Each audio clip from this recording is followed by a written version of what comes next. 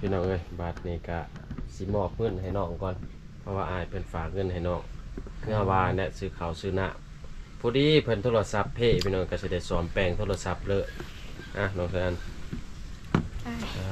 ทุกพี่น้องเอ้ยได้ลายเลยเนาะโศกดีดีเนาะมามื้อนี้เนาะพอดีข้าวสอบนึงกับแปลงโทรศัพท์พี่น้องเอ้ยบ่ได้ฟันติคืนนี้นะบ่ได้ฟันเลยเพิ่นก็น้องแซนเพิ่นแชทบอกอยู่ติว่าแต่ก่อนโทรศัพท์บ่ทันเพ่นะ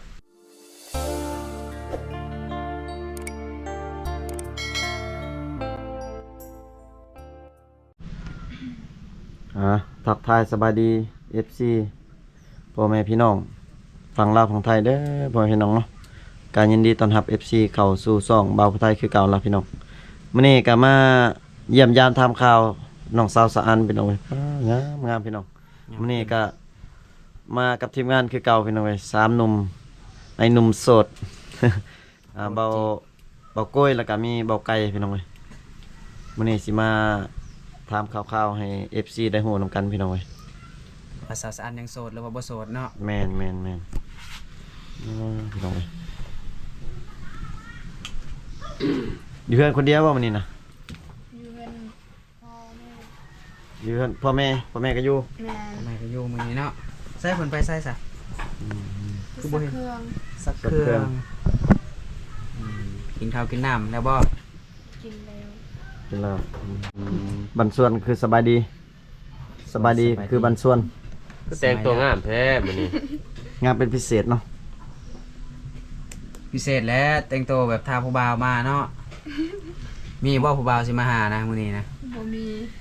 มีจังได๋มีแต่ผู้บ่าวนี่มาหาเจ้านี่ว่าบ่มีผู้บ่าวมาหาตลอดเลยมื้อนี้เป็นมื้อเกี่ยมบุญเนาะน้องซันเกี่ยมงานบุญบ้านบุญอิหยังบุญกินงะเนาะกินงะ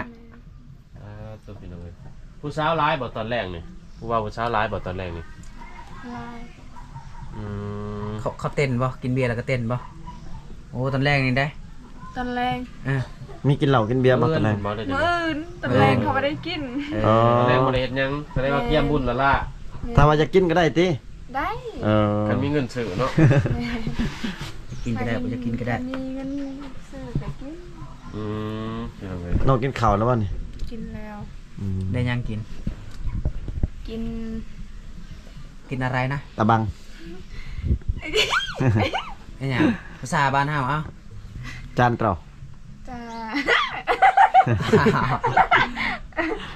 ว่าภาษาบ้านเฮาบ่เป็นดิจำมาไหนกินบักมี่กินบักมี่มาไหนบักมี่ต้มบ่น้องต้มต้มบักมี่เจ้าจะเคินนะบ่าวผู้ไทยนะบ่ต้องเคินเราดอกต้มบักมี่มันยังบักมี่อ้าวมันยังบักมี่มาไหนภาษาไทยว่าหยังขนุนเนาะมาขนุนเรียนกินข้าวกับขนุน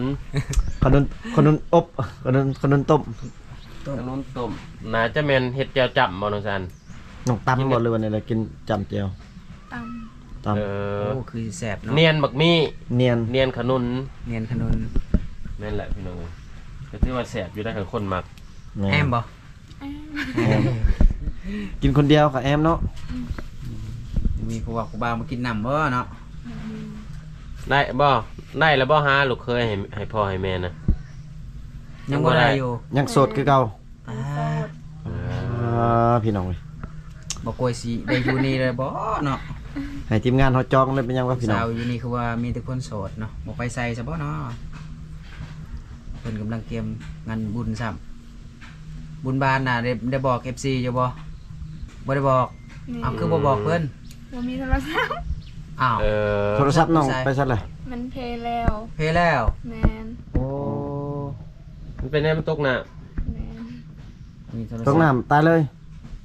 เอาไว้ใส่เดี๋ยวนี้มันตายนะคิดว่าไปนั่นแล้วไปทิ่มแล้วคิดว่าเป็นแน่บ่ได้ไปแป้งบ่มีเงินสิไปแป้งพี่น้องเอ้ยแล้ว FC บ่ฮู้ซ้ำเนาะว่ามีงานบุญบ้านมันเป็นอันแบตเสื่อมบ่หรือว่าเป็นน้ำจอมันบ่ฮู้เลยเราว่ากินนี่มันบ่ฮู้เลยบ่อย่าว่าจอเสื่อมแบตเสื่อมเลยพี่น้องเอ้ยเขาต้องฮู้กันฮู้ตัวใดมันเพศเขาไปแป้งเปลี่ยนเนาะแม่นอันนี้นะบ่ฮู้เฮ็ดจังได๋จักมื้อแหละสันโทรศัพท์เพนะนั่นแหละประมาณ5 มื้อ6 มื้อ เอ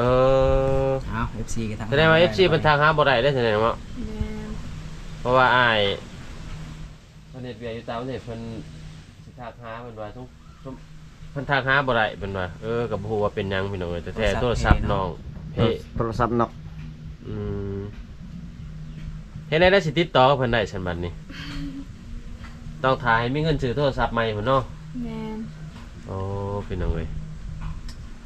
จักสันติกันเฮาบ่มาถามข่าวก็บ่ฮู้ว่าเป็นแนวใด แม่นคณะบ่มาก็บ่ฮู้เด้เนาะ ก็มื้อนี้ก็ จังได๋ว่า FC ว่าเป็นหยังติดต่อบ่ได้เนาะ อืม ไปใส่เด้ว่าเงียบอีกแล้วผู้สาวน่ะสับเพิ่นเพ ชมพ่อเสาเงาๆอยู่เฮ็ดได้สมมุติมีโทรศัพท์ดินน้ำหมูบ่เบิ่งน้ำหมูบ่ แม่นเบิ่งน้ำหมู น้องฮะ นอนกลางคืนก็คือสิเงาเลยเนาะบ่ได้เล่นโทรศัพท์เนาะ แม่น อ๋อเนาะเสร็จจังได๋บัดนี้ให้ได้โทรศัพท์ไปแป้งนะกะว่าเท่าใด ประมาณจักแสน ประมาณใส่หน้าใหม่ประมาณ4,500,000 อ๋อ โอ้เปลี่ยนจอ เปลี่ยนจอใหม่ประมาณ ใส่หนาใหม่เพิ่นว่า 3-4 แสน แม่น ไก่ ถึกเลขเท่าไหร่น้องถึกนะ บ่ บ่ฮู้เลย บ่ฮู้ แม่เหล็กยังบ่ได้จ่ายว่ะ แม่เลขยังบ่จ่ายครับกำลังสิมาจ่ายอ่า พูดแต่ว่าถึงเลข ก็ยินดีนำน้องเนาะที่ว่ามีผู้ใหญ่เพิ่นช่วยซื้อข้าวน้ำซ้ำปลาเพิ่นเอาไว้หรือว่าสิ่งที่จำเป็นอยู่ในครอบครัวเนาะ พอดีได้ไปแปลงโทรศัพท์บัดนี้เนาะน้องชายเนาะ ยันบ่ได้ไปแป้งดอกมื้ออื่นก็งานบุญบ้านเด้ ยันซื้อเบียร์พาผู้บ่าวมากินเบิดบ่จ๊ะเอาไว้แป้งโทรศัพท์บ่หรือว่าซื้อเบียร์ เอาไว้แป้งก็ได้ครับ ไว้แป้งโทรศัพท์เนาะเอาไว้แป้งโทรศัพท์ดีกว่าพอได้ลิ้นอีกเนาะ แม่น กันซื้อเบียร์แล้วมันเบิดไปซื่อๆเนาะเป็นจังไดน้องกูว่าเป็นน้ำจอมันเสื่อมบัดเดียวบ่มันหมอดบัดเดียวบ่ เปิดบ่ขึ้นเลย แม่น มันตกด้นมานำนะ บ่โดนแต่โทรศัพท์ข่อยมันแตก โอ้มันแตกแล้วมันเข้าจอ แตกน้ำเข้า เข้าน้ำจอพี่น้อง บ่แม่นมันตกแล้วน้องเปิดเลยน้องเปิดบ่หรือว่าน้องปิดไว้ ปิดเลย เอา เลย ยันว่ามันตกแล้วเปิดขึ้นมามันดับแล้วนะมันสดแล้วนะมันยังเปียก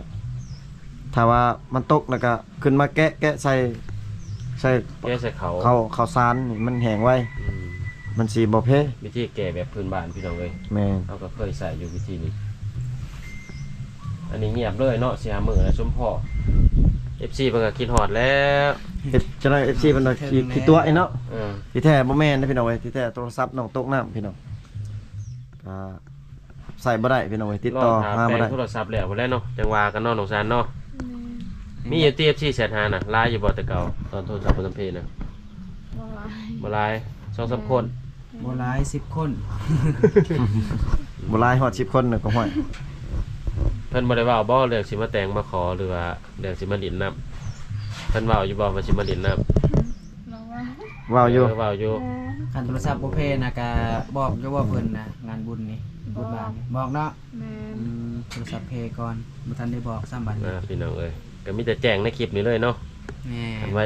บอกเพิ่นนะคันจังบ่ดินบุญบานไว้แน่ น่าไปกัน ๆบ่เป็นภาษาสุนองก็ได้อะ มาเล่นบุญบ้านเด้อว่าซั่น ไผว่างก็มาลิ้นเด้อบุญบ้านมื้ออื่นว่า ใครว่างก็มาเล่นได้ อ้าวบ่ต้องเคิน ยิ้ม นะ ตลอด มีแต่เชิญช ยิ้ วน มตลอดพี่น้องเว้ย ในนี้เลยพี่น้องเอ้ยเพิ่นว่าเพราะว่าโทรศัพท์น้องติดต่อบ่ได้แล้วแซดนี่ยังบ่ได้เด้อเปิดเครื่องบ่ขึ้นบ่ได้ดินโทรศัพท์เพิ่นว่า เฮ็ดฮอดบ่ แม่น มื้ออื่นเป็นบุญบ้านน้องเนาะงานบุญกินงะพี่น้องเอ้ยบุญ ไปว่าง ประเพ ก็ ณี มาได้ เขามังกรแต่ทีมงานเฮานี่ก็จักแนวได้50 ยังบ่ฮู้ว่าสิ เพ ได้ ราะ มา ว่า เนาะ เป็นมื้อพักวันเสาร์วันอาทิตย์ในพี่น้องเอ้ยยันค่าเบียร์เครื่องเมกซานหลายก็ยันบ่ได้มาแต่ก็ถ้าเบิ่งตามตัวจริง ยังก็คือน้องว่ายังค่าดองน้องอันนั้น10ล้านบ่น้อง แม่น10 ล้าน 10ล้านกีบพี่น้องเว้ย แม่น FC บางคนถามว่า10ล้านกีบนะเป็นเงินไทยเท่าใดเพิ่นว่า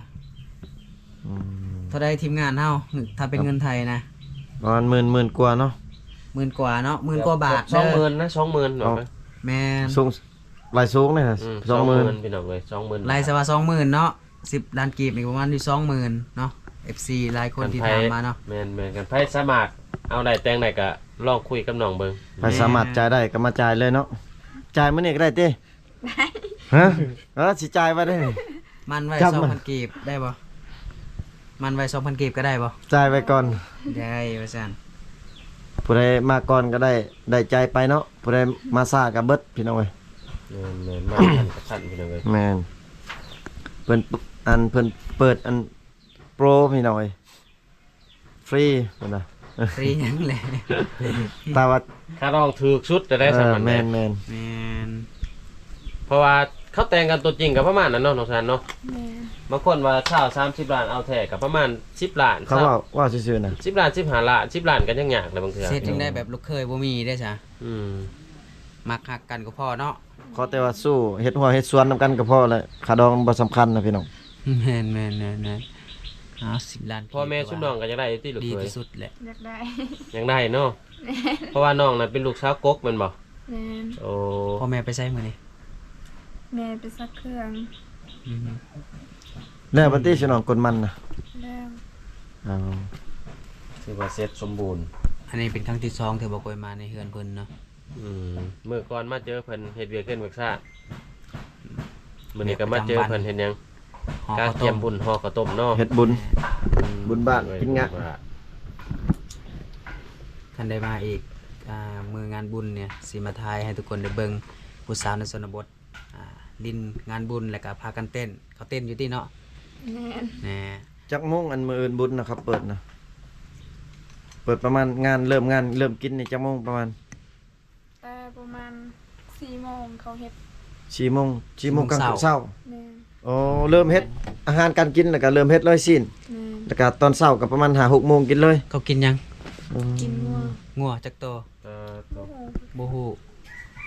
แต่งานบุญบ้านก็ต้องได้กินงัวเนาะ แม่ เก็บเงินกันทั้งหมู่บ้าน แม่ อืม เพื่อนชุบน้องน่ะเอาจักพูดเอาจักแสน บ่ฮู้น้องพ่อ อืมโอ้โห บอกแขกหลายอยู่บ่ ลาย โอ้แวนมือน่ะแขกล้นเฮือนพุ่นบ่เต็มเฮือนพุ่นบ่จักมีแต่ผู้บ่าว คันว่าสุอ้ายว่างสุอ้ายสิมานํอื่นน่ะ มา จักพูดสิให้สุอ้ายกินน่ะ เฉพาะสุอ้ายจักพูดฮะเฉพาะให้สุอ้ายนี่2พูดเลยบ่ เอาคนละพูดเลย เอา3พูดเลยบ่ พูดไปพูดมัน ว่าหยอกน้องพี่น้องเว้ย กินเต็มที่เนาะ แสดงว่ามื้ออื่นนี่บ่ได้ซื้อเนาะมีแต่ให้กินฟรี แม่ มวนแน่พี่น้องเลยเขาเจ้าแบบเป็นงานแน่นี่เขากินเต็มที่พาอยากมาดินมาเที่ยวนี่ถือว่ามีแต่ประกอบส่วนในเล็กน้อยแล้วเนาะ แม่น เป็นตะมวนอยู่งานบุญนี่พี่น้องเลย อยากลองมาเบิ่งเนาะจักมือหนึงงานบุญนี่ก็คือถ้ามาน่ะก็ถือว่ามามวนมาลิ้นนำกันเนาะถ้าพลาดก็คือจะต้องได้ปีหน้าพุ่นอีกจังสิจัดอีกงานนี้เนาะปีละเทื่อมันก็คือกันกับงานบุญแข่งเรืออหยังนั่นแหละ แข่งเรือหรือว่าสงกรานต์เนาะ แม่น โอ้พี่น้ บ่ อง แม่น เอ้ ว่าย สิจัดตลอดเนาะแม่นบ่ซาซาน แม่น ปีหนึงเฮ็ดเทื่อนึง ปีหนึงเฮ็ดเทื่อ กินจน หง แจ้งเลยวะมื้ออื่นนี่ช่วงว่ามื้อต่างบุญนี่ กินแต่เช้า กินแจ้งก็ได้ ได้ อ๋อ เต้นกันจนมัน แจ้ง เจ็บบันแอวบ่ได้เนาะคันเต้นเนาะพี่น้องเอ้ย สมมุติว่าช่วงแขกสิมาลิ้นกลางคืนก็ได้บ่ ได้ อืมตัวอย่างว่ากลางเว้นกินมื้ออื่นนี่ก็บ่ว่างแล้วก็มาลิ้นกลางคืนก็ได้ ได้ แสดงว่าในมื้อนั้นเนี่ยกินเบิดมื้อเบิดคืนเนาะ แม่น โอ้ จวดอย่างเดียวเนาะ จวดเพิ่นน่ะ ตามมวนไปตามมวน หาเบิ่งยากได้เนาะ แม่ งานบุญในเขตชนบทว่ามันเป็นแบบใดทุกคน พี่น้องเอ้ยบาทนี้ก็สิมอบเงินให้น้องก่อนเพราะว่าอายเพิ่นฝากเงินให้น้องเพื่อว่าเนี่ยซื้อข้าวซื้อน้ำพอดีเพิ่นโทรศัพท์เพ่พี่น้องก็สิได้สอมแปลงโทรศัพท์เลยน้องแฟน ได้ ตัวพี่น้องเอ้ย ได้ลายเลยเนาะ โชคดีดีเนาะ พี่น้อง มามื้อนี้เนาะ พอดีข้าวสอบหนึงกับแปลงโทรศัพท์พี่น้องเอ้ย อ่า บ่ได้ฟันติคืนนี้น่ะ บ่ บ่ได้ฟันเลย แม่ เพิ่นบ่น้องแฟนเพิ่นแชทบอกอยู่ติว่าแต่ก่อนโทรศัพท์บ่ต้องเพ่นะว่าสิฝากเงินให้หรือว่าจังไดบ่ฮู้เลย บ่ฮู้เพิ่นบ่ได้บอกบ่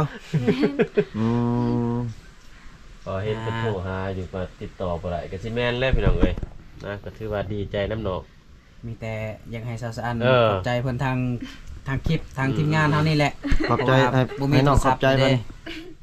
เอ้า ขอบใจไปขอบใจ ขอบ เล ใจ ย เพิ่นเว้าเป็นภาษาบรูก็ได้ เว้าเป็นภาษา ลาว ก็ได้ บ่ได้นะ ขอบใจเด้อว่าไปเลย ขอบใจเลยอวยพร อวยพรแน่ เออ เว้าภาษาบรูก็ได้ ไปเลยหัวตลอดพี่ ข น้อ อง บใจเด้ออ้ายเอ้าขอบใจเด้ออ้าย ใจเด้ออายที่โอนเงินให้น้องขอให้อายอยู่ดีมีแฮง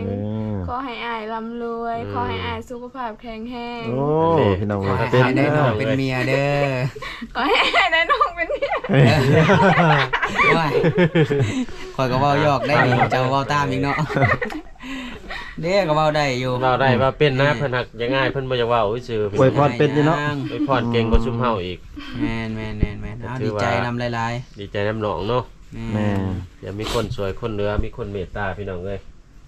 เงินนี้น้องสิให้ไผเอาไว้น้องเองบ่ ให้แม่ ให้แม่ แม่ บัดน้องสิแป้งโทรศัพท์ใส่น้องคอ อ๋อ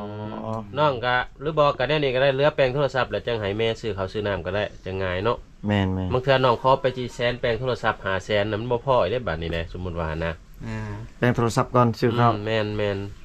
พอได้ติดต่อกับ FC บ่ได้โทรหาแชทหานะสบายแน่ เอาไปแป้งโทรศัพท์ก่อนแล้วจะมาซื้อข้าว แม่น อืม ตัวนี้คือสิเหลืออยู่ดอกซื้อข้าวได้อยู่ดอกข้าวสอบหนึงกับโทรศัพท์เปลี่ยนจอน่ะเนาะมาบ่ได้เนาะ แม่นแม่น แม่น พี่น้องเอ้ย ดีใจอยู่ติน้อง ดีใจ บ่คิดบ่ฝันว่าสิได้เนาะ ดีใจได้ยิ้มงามๆมึงเด้อ พี่น้องเอ้ย ยิ้มให้ทีมงานเฮาดู ยิ้มให้ FC บอกว่า บ่ผิดบ่ผิด บ่ผิดเลย บ่ก็ซ้ำนี่มาหาทีมงานให้เลยพอดี แม่น เจอกล่องใน FC เพิ่นก็เบิ่งอยู่พี่น้องเอ้ยถือว่ามาหอดมาถึงหนองแล้วบัดนี้ทีมงานเฮาก็จะน้อยก็สิได้กลับพี่น้องเอ้ย แม่น หรือว่าก็ แม่น ไปเฮือนน้องดีต่อเพราะว่าเพิ่นถ่ายอยู่เฮือนนะพี่น้องเอ้ย แม่นพี่น้องเอ้ยคลิปนี้ก็มาถามข่าวๆแล้วก็เยี่ยมยามถามข่าวน้องเนาะพี่น้องเนาะก็ไลน์แล้วพี่น้องเอ้ยทีมงานตามไปก็คืออยู่ในคลิปนั่นล่ะพี่น้องขอบอกขอบใจ FC ที่เข้ามาติดตามมาชมคลิปแต่ต้นจนจบนะพี่น้องเนาะบ่าวโกยนะพี่น้องเนาะบ่าวผู้ไทยก็สิได้กลับก่อนพี่น้องเว้ยเนาะเพราะว่าตอนนี้อยู่กับบ่าวโกยก็เลยว่าซื้อบ่าวโกยพี่น้องโอ้พี่น้องเว้ยเจอกันคลิปหน้าเด้อพ่อแม่พี่น้องเนาะเฮงๆรวยๆบ๊ายบายนี่น้อง